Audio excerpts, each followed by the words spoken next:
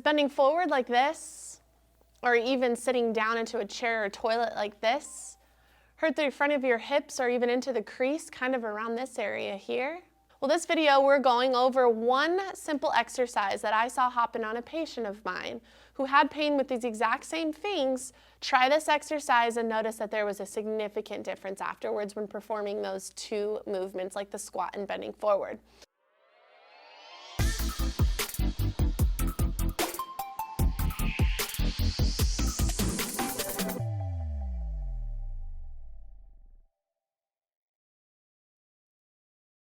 My name is Dr. Donna. I work at Performance Place Sports Care, and I'm just one part of the locally world-famous chiropractors here in Costa Mesa, California. At some point in this video, there may be a free gift that pops up that we want you guys to try to take advantage of. A lot of people always ask, what are the next steps after something like this worked really well for me? We're giving you a free webinar to take advantage of that goes over the top diagnoses of hip pain, educational videos, things to try, so much information on there for you to take full advantage of. So please click on that when that does pop up there for you, okay? So we're gonna get right into it now. I'm gonna show you that one exercise that I want you to try, but before we do it, let's try an audit process. This is something that we use in the office all the time.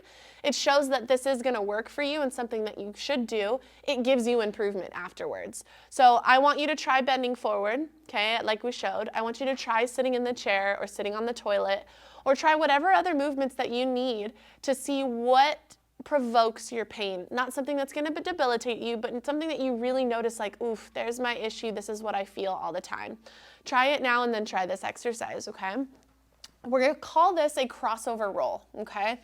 A lot of times it's not that you need to stay away from bending your hips or squatting down or anything of that sort. A lot of people will get advice like that, like you can never squat again, or you should avoid bending your knees to your hips, or I'm sorry, your knees to your chest, finding flexion in the hips, things of that sort. In this office, we disagree most of the time, okay? And so what we're gonna do is try to build up the support and the stability that you need to find that hip flexion, that spinal flexion, all of that sort of stuff.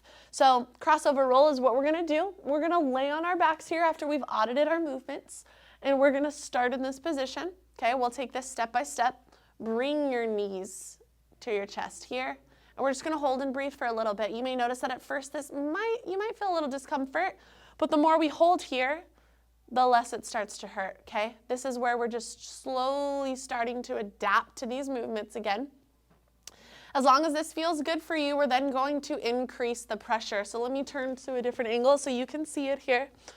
Knees up, feet up, hand to the opposite knee. I'm gonna try to push in this direction, but we're gonna start to resist.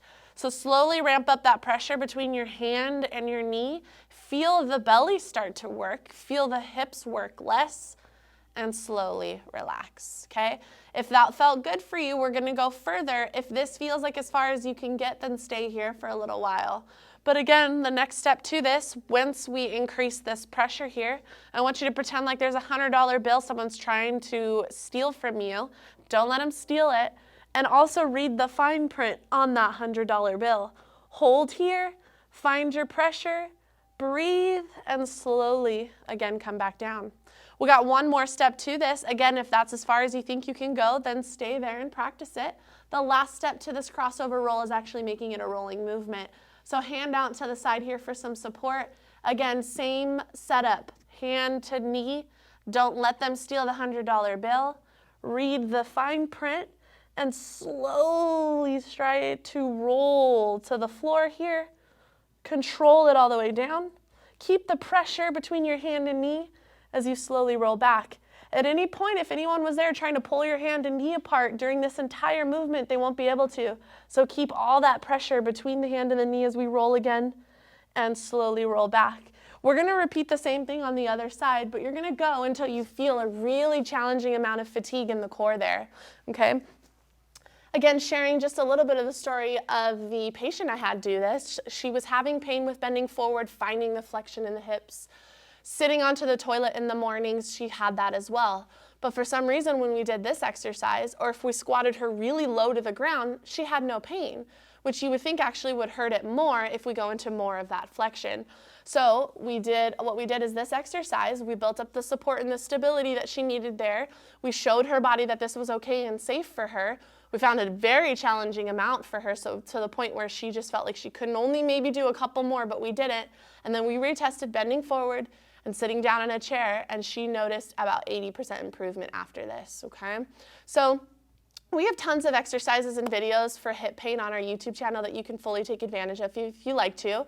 Continue to cipher through that. Go on our search engine, type in hip pain, type in glute exercises, core exercises. Whatever it is you're looking for, it is there for you for a reason. Take full advantage of it. But if you're trying to, or if you're tired of, ciphering through all the information on the internet and what's right for you, maybe you've been to PT before and PT just didn't seem to work out well for you. Maybe you were sent home with exercises that actually hurt you and didn't help you, or they just didn't feel challenging enough. A lot of times I even hear some people go home with a piece of paper of exercises and it wasn't really individualized for them. Reach out to us. We hear these stories all the time. We work with people who are told they can never squat again, that their PT just didn't work well for them when really they didn't have the exercises that were correct for them. All kinds of stories out there that we've dealt with. I want you guys to reach out to us, just chat with us, do a consult if you want to. You don't have to spend a whole lot of money. You just need to reach out and tell us what's going on, and we can help guide you in the right direction of what you're looking for. The first step is just reaching out. So email or phone call, we're here for you.